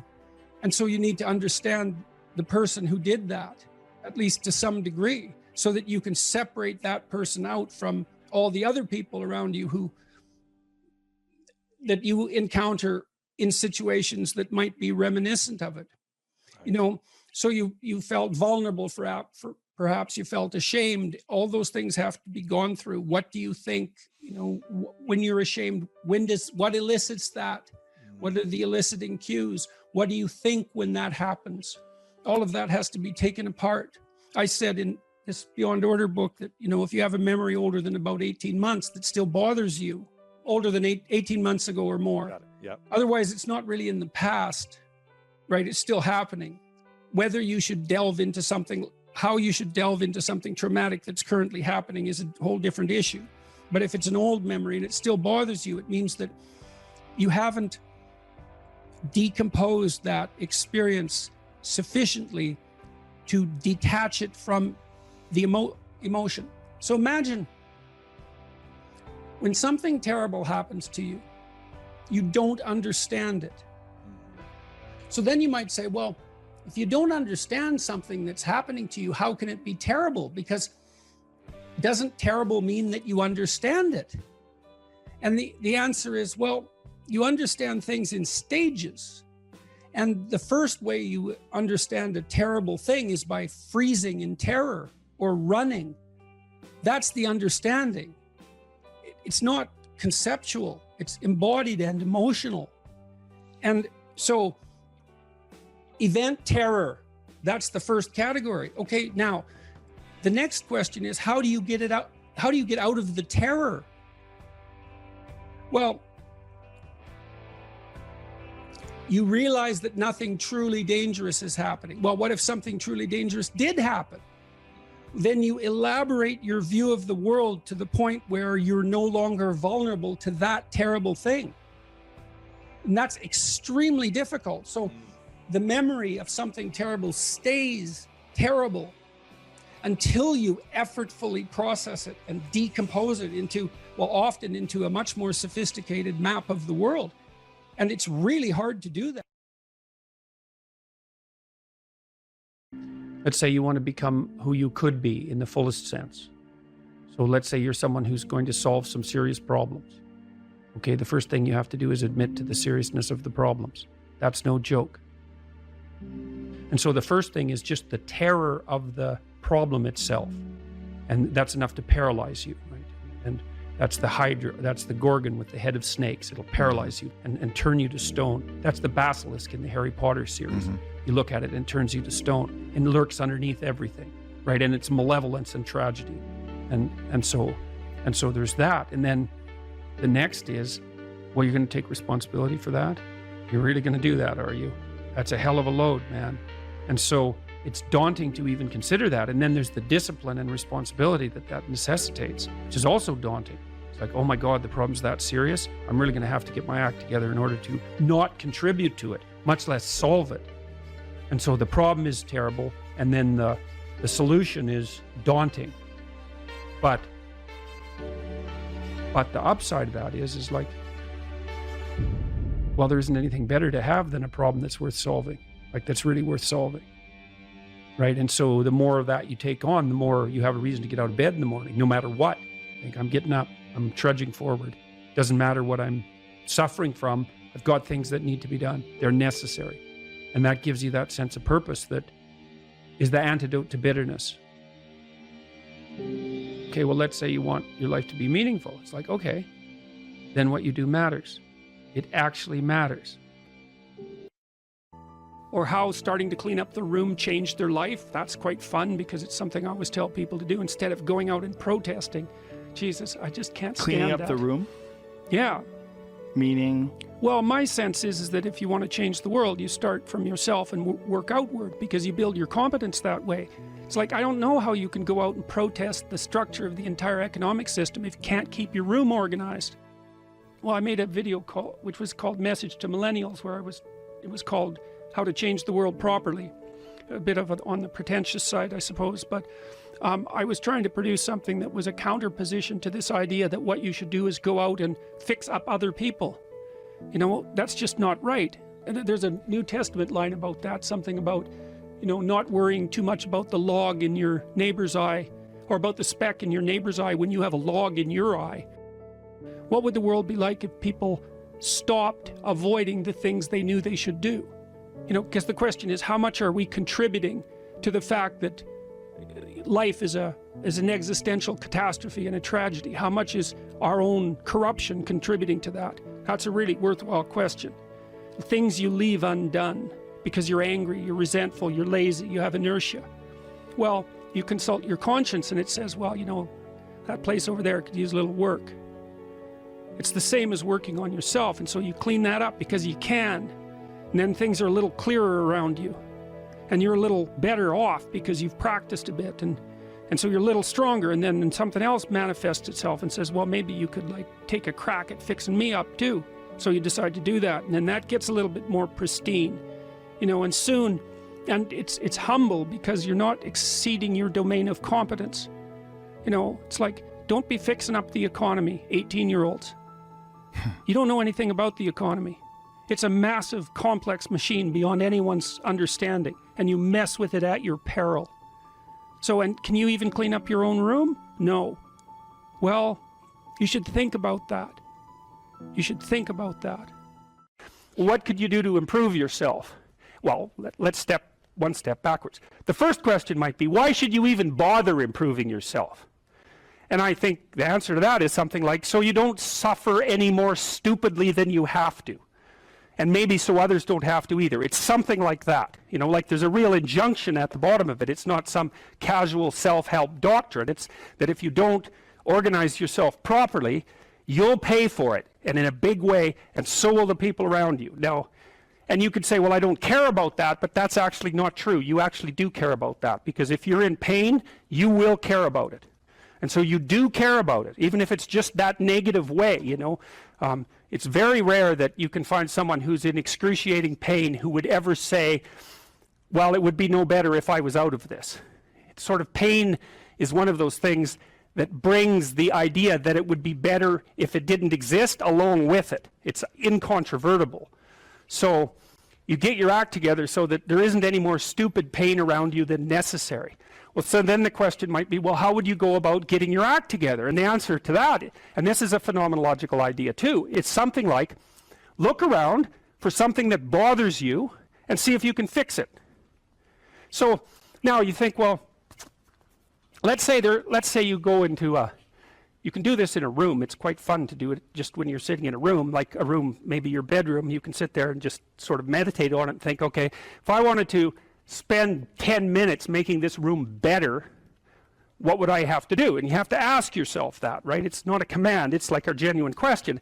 And things will pop out in the room that you know, like there's a stack of papers over there that's kind of bugging you, and you know that maybe little order there would be a good thing, and you know, there's some rubbish behind your computer monitor that you haven't attended to for like 6 months, and the room would be slightly better if it was a little less dusty and the cables weren't all tangled up the same way. And like if you allow yourself just to consider the expanse in which you exist at that moment, there'll be all sorts of things that'll pop out in it that you could just fix. And you know, I might say, well, if you were coming to see me for psychotherapy, the easiest thing for us to do first would just be to get you to organize your room. You think, well, is that psychotherapy? And the answer is, well, it depends on how you conceive the limits of your being. And I would say, start where you can start. You know, if something announces itself to you, which is a strange way of thinking about it, as in need of repair, that you could repair, then, hey, fix it. You fix 100 things like that, your life will be a lot different. Now, I often tell people too, fix the things you repeat every day, because people tend to think of those as trivial, right? You get up, you brush your teeth, you have your breakfast, you know, you have your routines that you go through every day. Well, those probably constitute 50% of your life. And people think, well, they're mundane, I don't need to pay attention to them. It's like, no, that's exactly wrong. The things you do every day, those are the most important things you do. Hands down. All you have to do is do the arithmetic. You figure it out right away. So 100 adjustments to your broader domain of being, and there's a lot less rubbish, and there's a lot less rubbish around, and a lot fewer traps for you to step into. And so that's in keeping with Jung's idea about erasing once you've got your mind and your emotions together, and once you're acting that out, then you can extend what you're willing to consider yourself and start fixing up the things that are part of your broader extent. Now, sometimes you don't know how to do that. So you might say, imagine you're walking down Bloor Street and there's this guy who's like alcoholic and schizophrenic and has been on the streets for 10 years. He sort of stumbles towards you and you know, incoherently mutters something, that's a problem. And it would be good if you could fix it, but you haven't got a clue about how to fix that. You just walk around that and go find something that you could fix, because if you muck about in that, not only is it unlikely that you'll help that person, it's very likely that you'll get hurt yourself. So, you know, just because while you're experiencing things announce themselves as in need of repair doesn't mean that it's you right then and there that should repair them. You have to have some humility. You know, you don't walk up to a helicopter that isn't working and just start tinkering away with it. You have to stay within your domain of competence. But most of the time, if people look at their lives, you know, it's a very interesting thing to do. I like the idea of the room, because you can do that at the drop of a hat. You know, you go back to where you live and sit down and think, okay, I'm going to make this place better for half an hour. What should I do? And you have to ask. And things will just pop up like mad. And it's partly because your mind is a very strange thing. As soon as you give it a name, a genuine aim, it'll reconfigure the world in keeping with that aim. That's actually how you see to begin with. And so if you set it a task, especially, you have to be genuine about it, which is why you have to bring your thoughts and emotions together, and then you have to get them in your body so you're acting consistently. You have to be genuine about the aim, but once you aim, the world will reconfigure itself around that aim, which is very strange. And it's technically true. You know, the best example of that, you have all seen this video where you watch the basketballs being tossed back and forth between members of the white team versus the black team, and while you're doing that, a gorilla walks up into the middle of the video and you don't see it. It's like, you know, if you thought about that experiment for about 5 years, that would be about the right amount of time to spend thinking about it, because what it shows you is that you see what you aim at. And that, man, if you can get one thing through your head as a consequence of even being in university, that would be a good one. You see what you aim at. And so, because one inference you might draw from that is, be careful what you aim at, right? What you aim at determines the way the world manifests itself to you. And so if the world is manifesting itself in a very negative way, one thing to ask is, are you aiming at the right thing? Now, you know, I'm not trying to reduce everybody's problems to an improper aim. People get cut off at the knees for all sorts of reasons. You know, they get sick, they have accidents. There's a random element to being, that's for sure. And so you don't want to take anything, even that particular phrase, too far. You want to bind it with the fact that random things do happen to people, but it's still a great thing to ask. I called the course Personality and Its Transformations, and I think you could think about that as a restatement of the idea of being and becoming. And that's what you are. You're, for whatever that means, you're an entity that both is and is transforming. And there's a rule that goes along with that, by the way, which is, don't sacrifice who you could be for who you are. Which means if you have to choose to transform in a positive direction or maintain your current position, then it's better to transform in a positive direction. So you might even think of that as the core of your being. That's a Piagetian idea. It's a Jungian idea as well. Who are you? You're the thing that transforms who you are. Now, you're also who you are, but on top of that, you're the thing that transforms who you are. And I do think that that's not an arbitrary statement. You know, one of the things that modern universities do dreadfully now is convince their students that value structures are relative, and that's a big mistake. There's a lot of things wrong with that idea, and one of the things that's wrong with that idea is that doesn't include what I just mentioned, which is, that's a good moral rule, is you are the thing that is and you're the thing that becomes, and you should put the thing that becomes at a higher place than the thing that is. That means you also have to allow yourself to shake off those things about you that you might be pathologically attached to, habits and people, for that matter, ways of thinking, all of those things. You have to allow yourself to shake those off, and that's more like a burning. That's why the phoenix is the symbol that it is, right? It's old and it deteriorates, it bursts into flame, and then it's reborn. It's like, well, do you want to be reborn? It's like, well, that's not the question. The question is, do you want to burst into flame? And the answer to that generally is no, but that's the wrong answer. The right answer is, you let all that nonsense burn away. And you know, and you might say, well, I don't know what I should leave behind. And the answer to that is, that's a lie. you know some of the things that you should leave behind. All you have to do is ask yourself. You'll come up with a list instantly of 100 stupid things that you're doing that you know you could stop doing. Some of them maybe you don't know you could stop doing. It's like, well, fine, leave those alone for now. But there's a bunch of things you perfectly know well that you could stop doing that would improve your life. And so do that, see what happens. That's a good idea. All right. So it's personality and its transformations, because partly I wanted to talk to you about what you are as a human being and also as an individual, but also what you could become. And that's actually a crucial question in the domains of clinical psychology in particular, because a lot of what you're doing with people as a clinician is trying to figure out who they could become. That's right. You have a problem, your life isn't what it could be. It's like, fine, let's see what it could be like if we changed it. We'll figure out how to change it. That's got to be a negotiated dialogue, right? Because like, I don't know what the hell you should do with your life. I can help you figure it out, maybe. We can talk about it, but you are the person who has to decide if the things that you're aiming for, get you out of bed in the morning, because that's really that's at least one of the crucial issues. So you got to specify the goal. And then you got to specify the transformation processes and start practicing them. And you have to understand that you're going to be bad at it, but it doesn't matter, because bad's fine. Persistent is what you need to be. If you persist, with tiny improvements, if you persist, you win. So, okay, so in a broader context, you can think about this as a more fundamental ontological question. So one question is how you should act in the world. The other question is, well, what is the world? And that's a complicated problem. This is a scientific answer to that question, and that is that the world is a collection of objective phenomena. And that's a very powerful perspective. And we have a good method for determining what the world is like as a collection of objective phenomena. And that's made us very technologically powerful, and so more power to us and all that, but leaves a question unanswered. And the question is, well, the world isn't just a place of objective phenomena, because it's not a panoply of inert matter. It has living conscious creatures in it, and they're a different order of being. And the fundamental issue for conscious active creatures is not what is the world from an objective perspective, but how it is that you should conduct yourself in the world.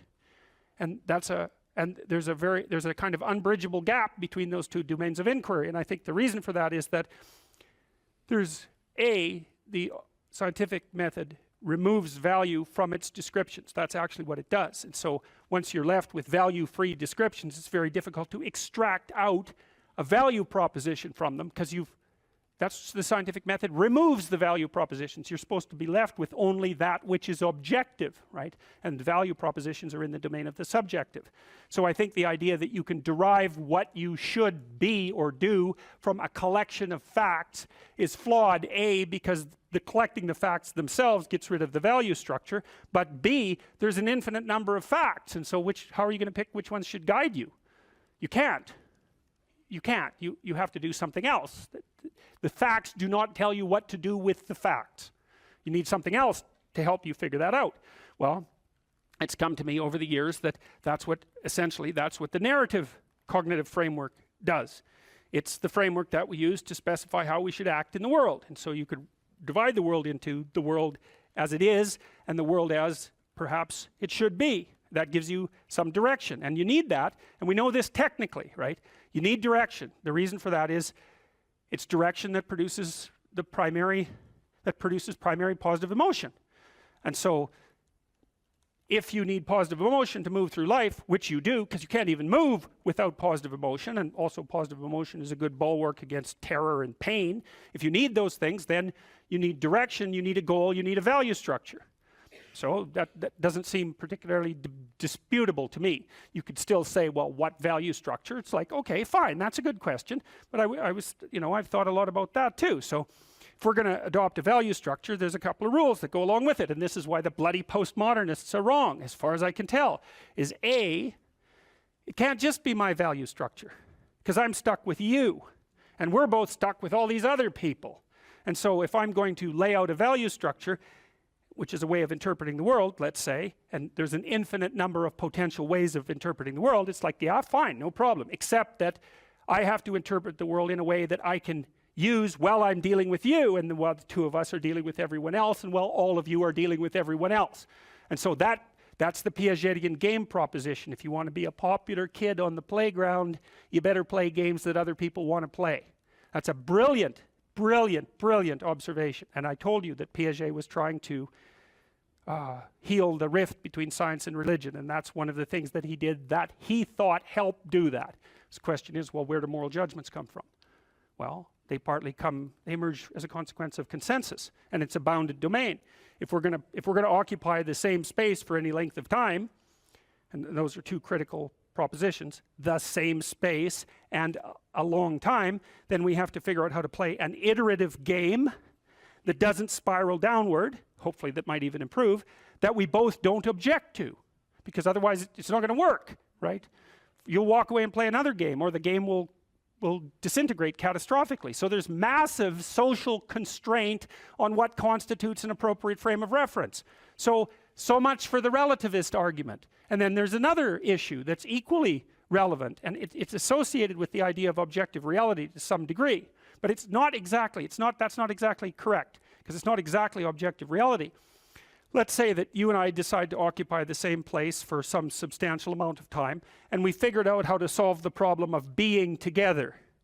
But you and I still have to figure out how to solve the problem of being together in a manner that doesn't make the world object too much. And it isn't just other people, although that's a huge part of the world. You want them to not object. You may even want them to support you. That would even be better. But you also have to deal with the tendency of matter to object. Because so your mode of being in the world, your interpretive framework, as a description of how you should act, is actually the laying out of a strategy that will produce the ends that it predicts, which are the things that you want. So this is the pragmatist perspective. This was worked out by William James and his people back in the late 1800s in New England, the only genuine brand of American philosophy. And what the pragmatist said is, how do you decide if something's true? The answer is, how the hell can you? You don't know anything.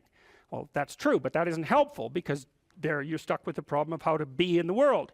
Well, so what you do is you lay out a mode of interpretation that has an endpoint. And then you run the mode of interpretation, embodied, right, because you act it out. And if it doesn't produce the outcome, then it's not, well, let's say, true. The claims within it they're not true by the definition of the game itself. So you might say, well, you're a kid on a playground. You want to play a game. One of the implicit demands is that the game is fun. If it's not fun, it's not worth playing. So you play it for a while, and then you see, well, was that fun? If the answer is yes, then you keep playing the game. You say, well, that game it's good enough, it's accurate enough, it's true enough. And so you lay out interpretations in the world, and they're subject to massive constraints. Other people have to go along with them and cooperate with you, because if they don't, then look the hell out, like it's a major, serious, non-trivial constraint. And then the other thing is, well, social proof isn't good enough. It also has to work in the world outside of the social world. You know, so if you have an illness and you have some hypothesis about how to construe it, you might say, well, is my understanding of the illness correct? Well, it implies that I take these actions. Well, how do you know if it's correct? Well, you take the actions, and if the illness gets worse, then by the definitions that are implicit in the framework of reference that you're using, you've made an error. And so there's no relativism in that. You could still say, well, there's a lot of potential solutions to any potential set of problems. It's like, yeah, there's lots of different ways to play chess on a single board. Right, but that doesn't mean that any old solution is as good as any other solution. It doesn't mean that at all. So, okay, so then we're looking at things two ways. We're trying to figure out, well, how does the world present itself, and then how is it that you should act in it? And so, well, there's other constraints on the mechanisms of interpretation that you place in the world. So we could say, well, you're constrained in your interpretations by the constraints that other people place on you. But there's internal constraints as well. We talked about those mostly from a biological perspective, because you could also regard yourself in some sense as a loose internal society. And that's sort of a psychoanalytic dictum, right? You're a collection of sub-personalities, or you could say you're a collection of sub-routines. I don't care how you formulate it, but you're a unity, but you're a unity that brings together a plurality of subcomponents. And part of the constraints on how it is that you lay out your interpretation of the world is that you have to satisfy those internal subsystems, right? So you're the ego, but it's more like you're the captain of a ship full of people who are rowing. You got to keep the people rowing. You're not tyrant. You're not omnipotent tyrant of your own destiny. You're constrained by the nature of your own being. And so you have to provide yourself with food, and you have to provide yourself with shelter, and you have to provide yourself with water, and all of these things. And those are demands that are laid on you by the nature of your internal processes. And of course, how they lay themselves out as demands and what the appropriate solutions to that is, to those problems are, is debatable infinitely. But you can see the constraints stack up. You have to satisfy your internal constraints. So they have to be brought into a unity. That seems to happen, at least in part, but between the ages of 2 and something like between the ages of birth and 4 years old, maybe even 2 years old. You bring yourself together into something that's sort of functioning as a unity. Then you have to turn that unity into a unity that can function in the social world with increasing breadth. And that unity in the social world has to be a unity that can function inside the natural world. It's something like that. So you're stacking up these games into a hierarchy of increasing complexity. And one of the questions that emerges from that is, well, what should be at the top of the hierarchy? If it's a hierarchical structure, it has to be a hierarchical structure because some things have to be worth doing more than others, or you can't act, which is another thing I really don't like about the postmodernist ethos, because it claims that value structures are there to eliminate, to exclude and oppress, and never once notices that, well, yeah, fair enough, but value structures are also there so that you know which way to walk, because you can't figure out which way to walk without saying that that direction is preferable to that direction. So you're stuck with the damn things. And they do exclude. Obviously, category structures exclude. The question is, if you're going to have a value structure, how is it that it should be constituted? Well, I already described some of the constraints. Like if your value structure is perfectly functioning except that you don't get enough to eat, that turns out actually to be a fatal problem, right? And it might be, you can run into all sorts of fatal problems. You're too lonesome. Well, it means let's say that your value structure is too narcissistic. There's lots of reasons to be lonesome, but that might be one of them. Or you're too timid or something like that. Like you're going to be informed by your own internal biological mechanisms when the value structure that you're laying out in the world is insufficient to keep itself propagating across time. And some of that's just you, and some of that's other people, and some of that's the natural world. Constraints galore. And so in the face of all those constraints, it's absolutely unreasonable to say any old solution goes. Just try it. Generate a random solution. Run it as a simulation in the world. And see how many slings and arrows come your way. There'll be plenty. And you might say, well, I don't care about slings and arrows. It's like, yeah, no. That's a claim you don't get to make.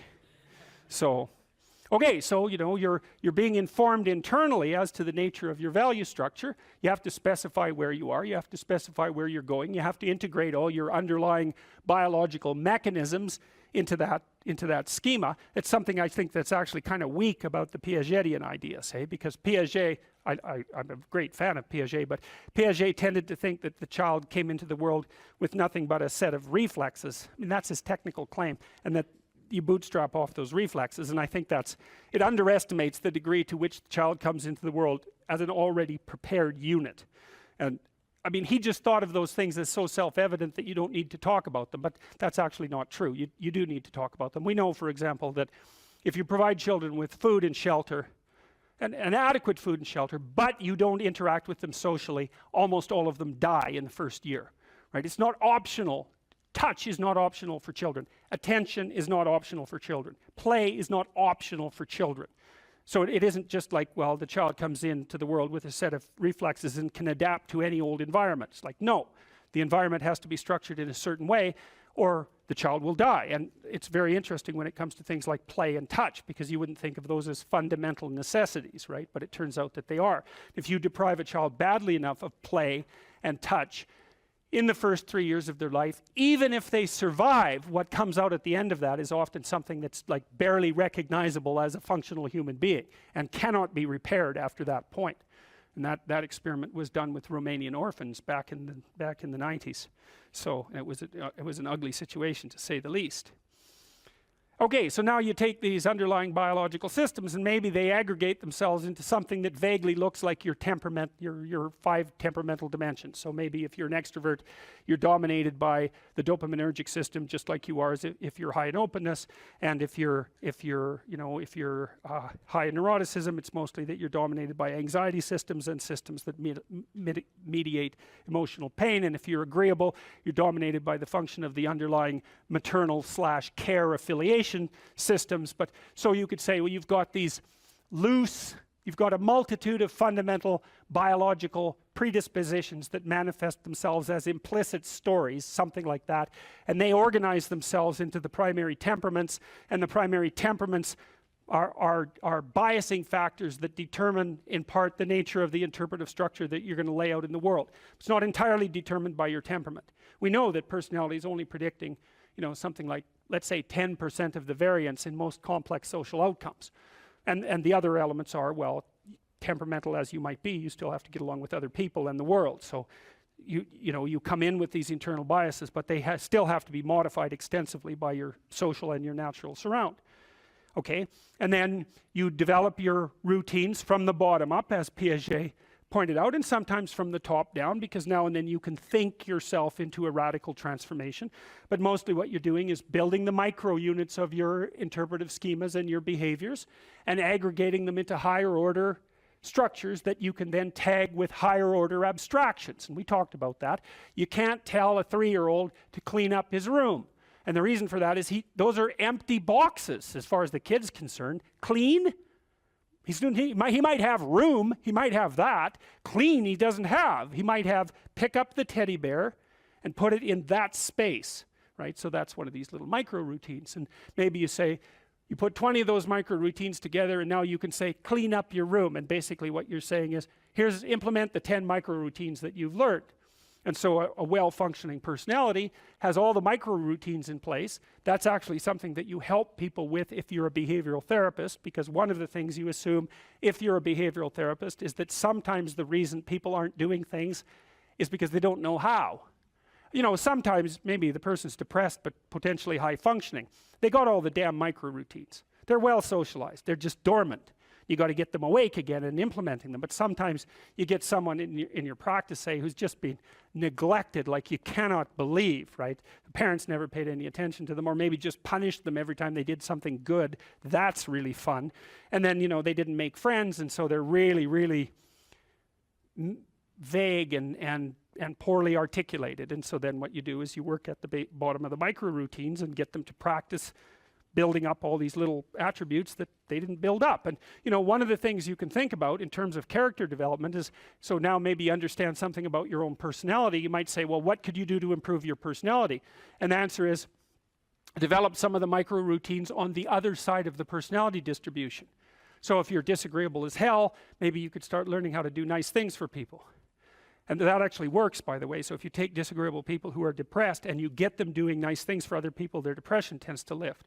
But then by the same token, if you're agreeable, then you should practice doing some things for yourself and being more tough-minded in your negotiations. And so you can sort of place yourself on the personality trait distribution. You're extroverted. It's like, okay, man, learn to spend some time with yourself, right? You're low in openness. Well, try reading a book that's outside of your sphere of interest now and then. If you're conscientious, well, you should probably learn how to relax occasionally, and so forth. So you can, I think partly what you're doing as you're developing your personality is not moving the mean much, the average, where you're located, but you're extending the standard deviation so that you're a bigger bag of tricks than you were before. And I think you can practice that consciously. It's like, you're hyper orderly. It's, well, get a dog, Dogs are messy, horrible things, It's just what you need if you're hyper orderly, because they're going to leave hair everywhere and force you to live with it. You cite a tired brain, foggy thinking, as the reason to stop answering questions or giving a talk. How do you combat this while working or writing daily? Well, I eat a big breakfast relatively soon on waking. That really helps. If any of you out there are anxious, and many of you no doubt are, there'll be a large number of you who are anxious and don't eat breakfast. There'll be a whole bunch of you out there who think, well, I don't eat breakfast. It isn't necessary. It's like, that's wrong. It's necessary. You fasted all night. If you load yourself cognitively or physiologically in the morning, your brain, stressed, will encourage your body to produce insulin. It will take all the blood sugar out of your blood, and then you're done for the day. And then you'll be anxious. And a lot of the rest of you too, you'll find if you're anxious, try this. It's really, really interesting experiment. The next time you're anxious, go eat something. Eat some protein and fat would be best. You could have cheese and crackers. I'm not a big fan of carbohydrates, but whatever. Eat whatever you're willing to eat, but make it solid. Don't eat a peanut butter, or don't eat a chocolate bar or something sweet. Eat something substantial, a piece of meat, a piece of cheese, some peanut butter, something like that.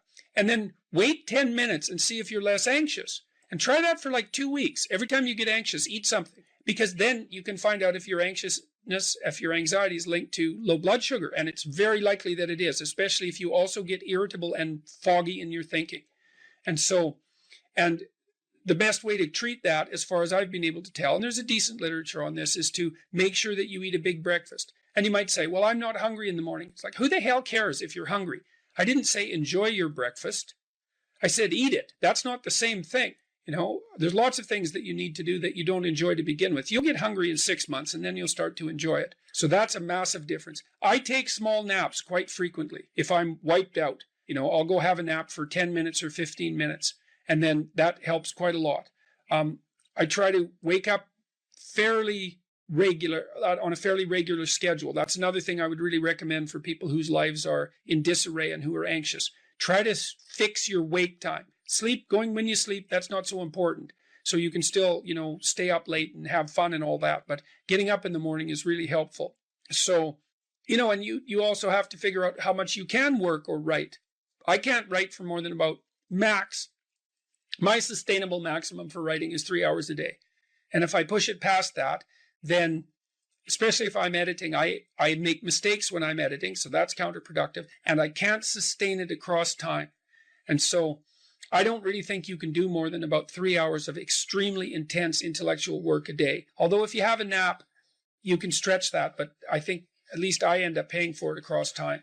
So nap, make sure you eat, and make sure that you get enough sleep. So that's how I combat it and try to make myself hyper efficient.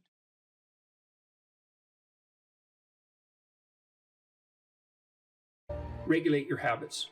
Try to get up at approximately the same time each morning. I would recommend that you get up approximately when other people get up. So that would be something in the neighborhood of 7:30 or 8 in the morning, perhaps earlier, perhaps a little bit later, but you want to stabilize that because your circadian rhythms operate more fluidly, and your mood is likely to be regulated better if there's islands of stability in your daily routines. Human beings like daily routines, just like dogs like daily routines. And so regulate your sleep. I would say when you get up in the morning, eat breakfast. That's a really important thing to do. I can't tell you how many people I've treated in my clinical practice whose proclivity for emotional instability and depression, anxiety, general hopelessness, emotional pain and gloom and doom, as well as capacity to concentrate, were properly regulated or inhibited or reduced by merely ensuring that they ate a protein and fat rich breakfast relatively soon after they wake up. And that's especially true if they're stressed. And as it turns out that if you stress yourself after a fast, which is of course what you've undertaken if you haven't eaten since the night before, that your body produces enough insulin to deplete the sugar in your blood. And then it's very difficult for you to become regulated properly with regards to your metabolism until you sleep again. And so it can be regulating your sleep, and your breakfast eating habits in particular can be a very effective way of regulating your mood and increasing your capacity to concentrate. The other thing I would say is that scheduling your time is also extraordinarily useful. And so I can tell you a little bit about how to use schedules effectively. You should develop a long-term plan. So you have to set up your long-term vision. And then I would say once you set up that vision so that you know how to orient yourself, then you should start designing your days. And you can do that very effectively with a calendar like Google Calendar. Many people say, well, I hate using a schedule or I hate using a calendar.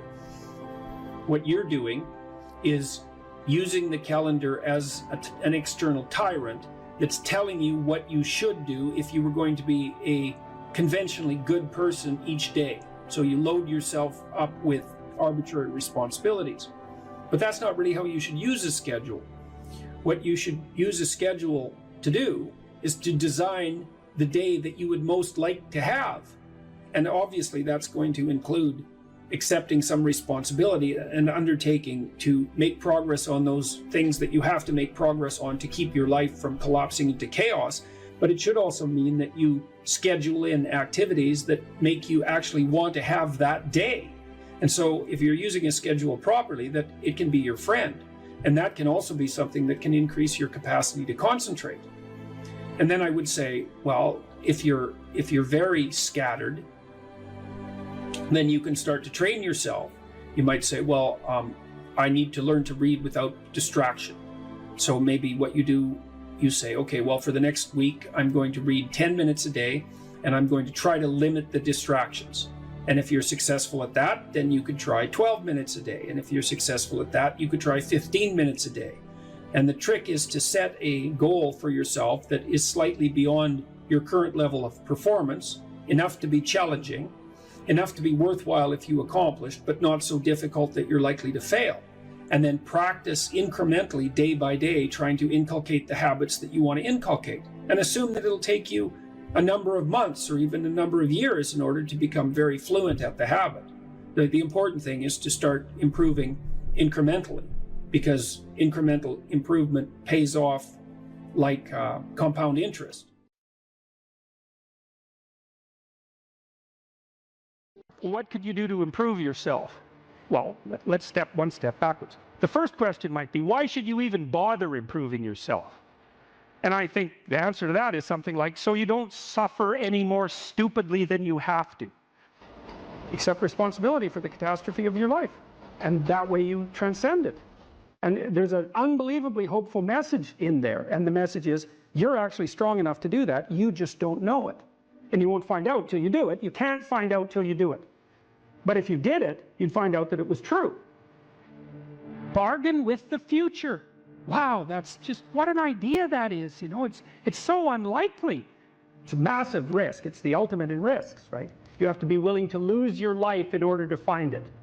What you're willing to forego today's pleasure for tomorrow's advantage. And that's what sacrifice is.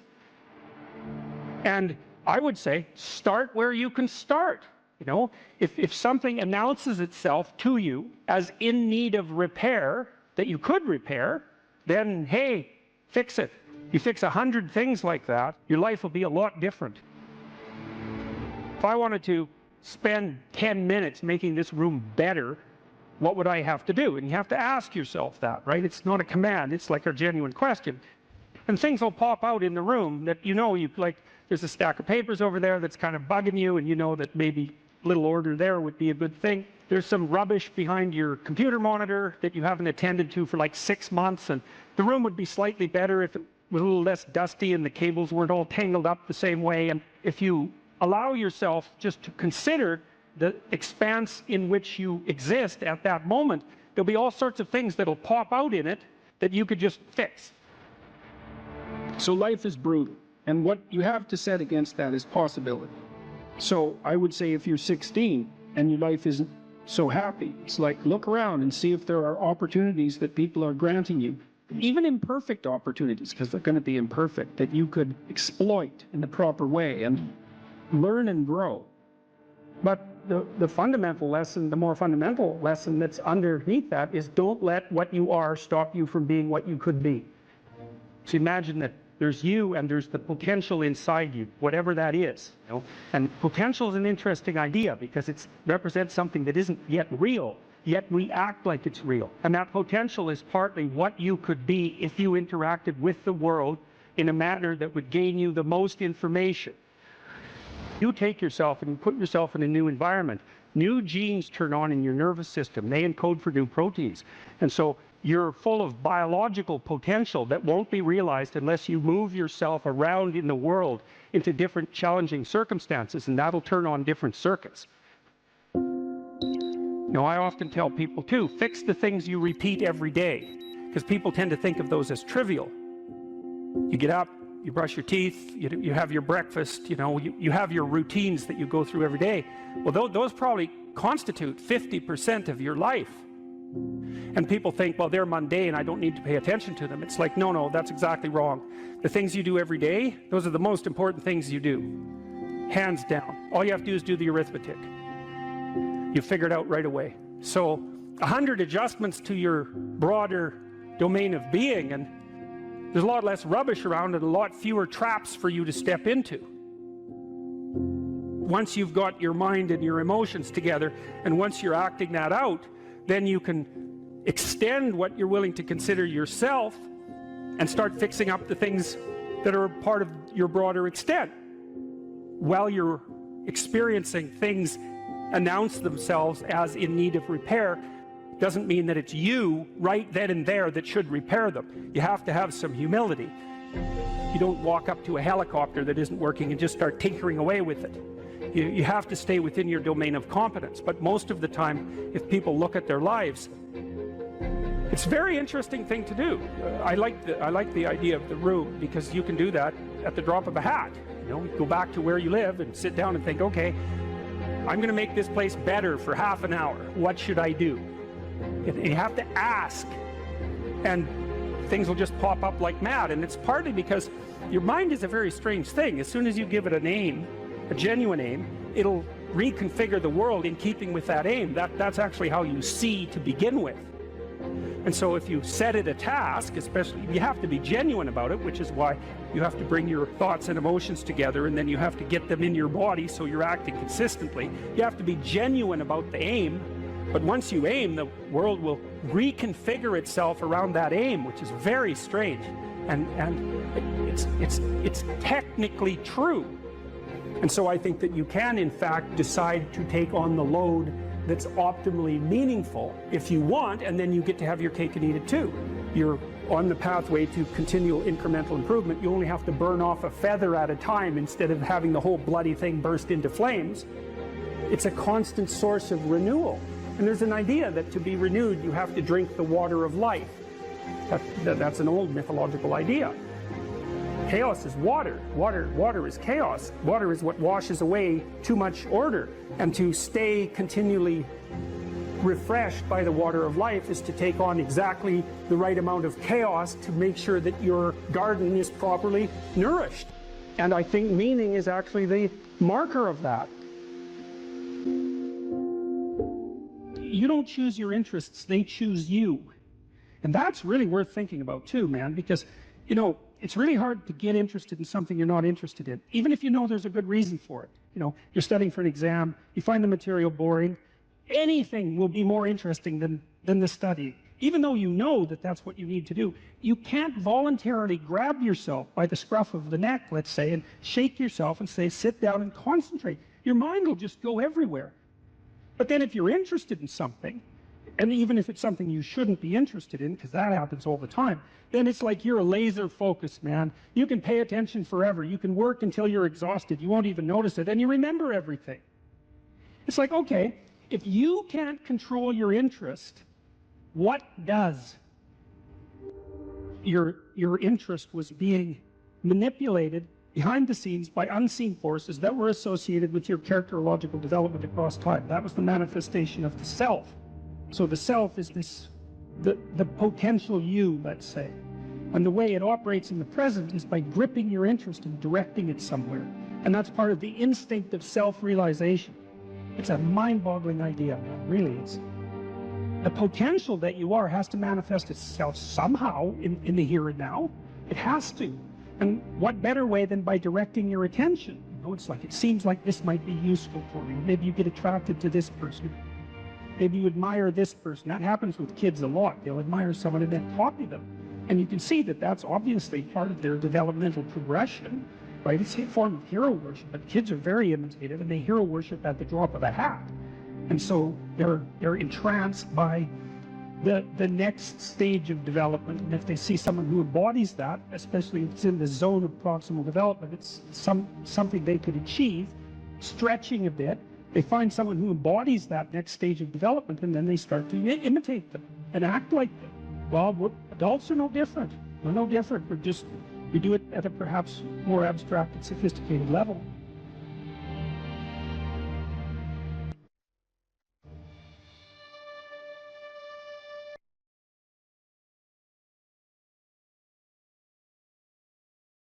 You know, if you don't know what you should do with your life, you don't know who you should be, sometimes you think about that as what career you should pursue. But here's another way of thinking about it. It's kind of a SEAL's ethos that Congressman Crenshaw detailed out. Here's some things you could be. Those are my words. These are his. You'll be someone who's never late. You will be someone who takes care of his men, gets to know them, and puts their needs before yours. You will be someone who does not quit in the face of adversity. You will be someone who takes charge and leads when no one else will. You will be detail-oriented, which you discuss a lot in later sections of the book, always vigilant, attentive. You will be aggressive in your actions, but never lose your cool. You will have a sense of humor, because sometimes that is all that can get you through the darkest hours. You will work hard and perform, even when no one is watching. You'll be creative and think outside the box, even if it gets you in trouble. You're a rebel, but not a mutineer. You are a jack of all trades and master of none. And then you follow that a little later with this paragraph, these paragraphs. Be aggressive enough to kill the enemy, but immediately calm enough not to scare the little old lady. You'll be that man who's mentally tough enough to operate in horrific chaos, then immediately transition to tranquility, all without mentally breaking. You will effectively transition from hyper-masculine aggressor to gentle caretaker. You'll be both a warrior and a gentleman. The qualities that made SEAL leaders great were rarely physical in nature. They listened. They empowered their team to be successful, carefully entrusting individuals with additional responsibility. It's a real conservative ethos there. They highlighted good performance publicly and criticized bad performance privately. And so, well, you know, those are lists of virtues, and maybe they're not the only list of possible virtues, probably not. But if you're lost and you don't know where to start, practicing, you know, you also talk about this idea that this is an Aristotelian idea, you know, that we are our habits. We become what we practice. And imagine if you're lost and you're listening, you think, well, you find some things admirable. Well, you could practice those things, and you can practice them locally and minimally in your own relationships, and you can start to get good at them. And as you get good at them, well, you get better at them, right? And then you can broaden out the scope of your action into a wider purview. So you said here too, let's go for another quote here. Throughout your life, this is very practical advice too, and I think it's very wise from a therapeutic perspective. Throughout your life, you have people you look up to. Okay, so let's think about that. You look up. What does that mean? Why up? Well, up is something that beckons from a distance. It's like a light on a hill, and we automatically assume that those who we admire are people we look up to. So that specifies a distance and a direction, and it's uphill. It's up toward a higher vista, let's say. So there are automatically people who elicit that spirit in you. You have noticed the way. Might also imply that there's some sense of struggle required to get to that point, because it's easier to go downhill than it is uphill. Yes, definitely. That's right. It's an uphill trek. And it also implies judgment, because if someone's above you, then they also serve as a judge, or you serve as a judge in relationship to them, because you compare yourself unfavorably with them. And that can also inspire you to tear them down. That's really the story of Cain and Abel, and that's a major story. You have noticed the way a teacher, parent, coworker, mentor, or friend interacts with others, and you come away thinking, that behavior simply works better. They are respected, admired, and successful. And you find yourself wondering why that is. You do if you're a little bit humble instead of being envious, right? Because otherwise you think, well, that damn crook, he just stole his position and that's why he's got it. But if you're a bit humble, you might think, well, no, that guy looks successful. Maybe he knows something I don't. You are noticing attributes and character traits that are good and worth aspiring to. You are noticing attributes that make certain people more successful than others. You are noticing what a hero looks like. And in the process, you are discovering a path made up of desirable personality traits that helps you ascend in social hierarchies. That's Jacob's ladder, by the way. That ladder that is the hierarchy to the good. That's the vision Jacob has of the pathway to God, is that it's a hierarchical structure with the thing that's ultimately good at the pinnacle, by definition, right? The best of all possible goods. And then there are intermediary structures all the way up and beings inhabiting those structures. And this isn't metaphysical. It's like if you find someone you admire, the reason you admire them is because they're higher up in that heavenly hierarchy, so to speak, than you are. And your whole nervous system tells you that. You're compelled to listen, you're compelled to pay attention by the action of your own unconscious mind. You know, what's interesting about this point of identifying these heroes or at least role models, you can call them either one. I just thought heroes was a more compelling word to use for the sake of writing it.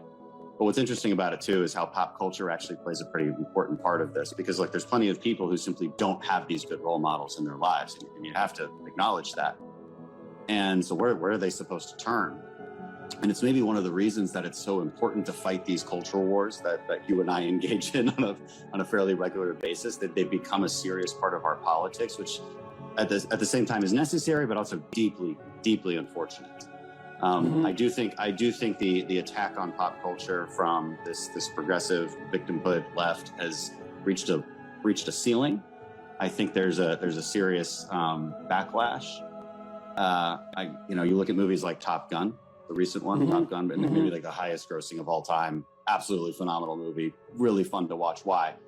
Because it just had all of these classical virtues infused within it, about relationships and about how you treat people and what the consequences are for treating people as such. That these things speak to people in a deeper way. They can't necessarily articulate them, but they understand it when they see it. And there's these sort of radical minorities that are very loud that want that changed. You know, they want something else to be on that hill, but people react against it because it's not true. There's no truth to that. And something cries out from inside of them then, and that can be appealed to by a storyteller. I saw the same thing in the Marvel Avengers series, is that there is a return to any wide range of classical virtues, certainly brotherhood, a kind of a military ethos, sacrifice, a striving upward, certainly masculine virtues, the combination of the Hulk and Iron Man, for example. There's a monstrous element to the Hulk, but he's a hero in a strange sense, and he's also the revitalizing force for Iron Man when he just about dies, and that's all. The reason those movies were so necessary and so attractive is because they are, in fact, addressing a radical conceptual void in the culture, and it's a void that you're addressing in your book, especially with your appeal, trifold appeal, let's say, to duty, responsibility, and humor at the same time, right? Which is a kind of stoicism in the face of catastrophe.